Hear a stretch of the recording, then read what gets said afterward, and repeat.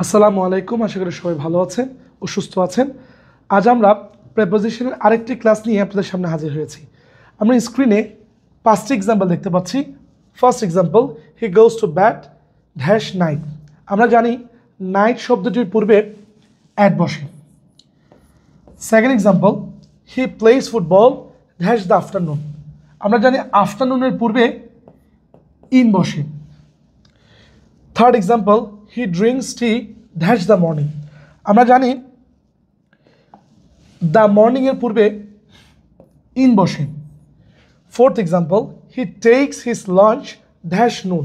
আমরা জানি নুন শব্দটির পূর্বে অ্যাট বসে।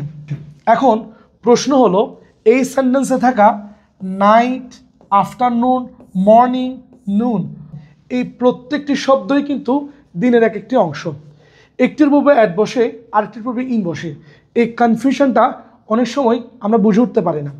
আজ এই কঠিন বিষয়টাকে আমরা খুব সিম্পলি কীভাবে মনে রাখতে পারি একটি টেকনিকের মাধ্যমে চলুন দেখি। আমরা পুরো একটি দিনকে 7টি ভাগে ভাগ করতে পারি। প্রথম ভাগ হলো ডন, যার অর্থ হলো প্রভাত। সূর্যোদয়ের যে সময়টা সেটাকে আমরা ডন বলে থাকি। তারপর আছে মর্নিং, অর্থ হলো সকাল। তারপর নুন অর্থ মধ্যাহ্ন। দ্য আফটারনুন অর্থ হলো বিকালের যে সময়টা সেটাকে আমরা বলে থাকি দ্য আফটারনুন। তারপর আছে ডাস্ক। ডাস্ক মানে হলো সূর্যাস্তের যে সময় সেটাকে আমরা ডাস্ক বলে থাকি। ডাস্কের পর আছে ইভিনিং, ইভিনিংয়ের পরে আছে নাইট। এখন প্রশ্ন হলো, এই 7টি ভাগের কোনটির পূর্বে অ্যাট বসবে এবং কোনটির পূর্বে ইন বসবে? আমরা একটি টেকনিকের মাধ্যমেই এই বিষয়টি খুব সহজে মনে রাখতে পারবো।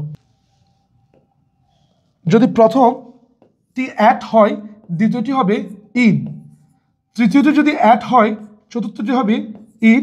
পঞ্চমটি যদি অ্যাট হয়, ষষ্ঠটি হবে ইন এবং সর্বশেষ অ্যাট। তাহলে আমরা এই একটি টেকনিক মনে রাখলেই দিনের অংশভাগের পূর্বে কোন প্রিপোজিশনগুলো বসবে খুব সহজে মনে রাখতে পারবো। At, in, at, in, at, in, at. তাহলে ডনের পূর্বে অ্যাট বসবে, দ্য মর্নিংয়ের পূর্বে ইন বসবে, নুনের পূর্বে অ্যাট বসবে, দ্য আফটারনুনের পূর্বে ইন বসবে, ডাস্কের পূর্বে অ্যাট বসবে, দ্য ইভিনিংয়ের পূর্বে ইন বসবে এবং সর্বশেষ নাইটের পূর্বে অ্যাট বসবে। অনেক স্টুডেন্ট আছে যাদের কাছে এই রুলসটিও অনেক বেশি কঠিন মনে হতে পারে, তাই তোমাদের জন্য আরেকটি টেকনিক।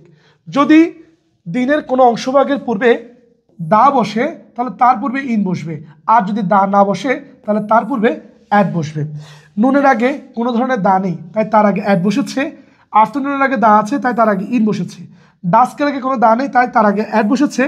ইভিনিংয়ের আগে দা আছে, তাই তার পূর্বে ইন বসেছে এবং সর্বশেষ নাইট শব্দটির পূর্বে কোনো দা নেই, তাই তার পূর্বে অ্যাট বসেছে। এই দুইটি টেকনিক মনে রাখলেই দিনের অংশভাগের পূর্বে কোন প্রিপোজিশনগুলো বসবে তোমাদের কাছে একদম ক্লিয়ার হয়ে যাবে এবং তোমরা খুব সহজেই মনে রাখতে পারবে। আশা করি ভিডিওটি তোমাদের ভালো লেগেছে। ভালো থাকবে, সুস্থ থাকবে। আল্লাহ হাফেজ।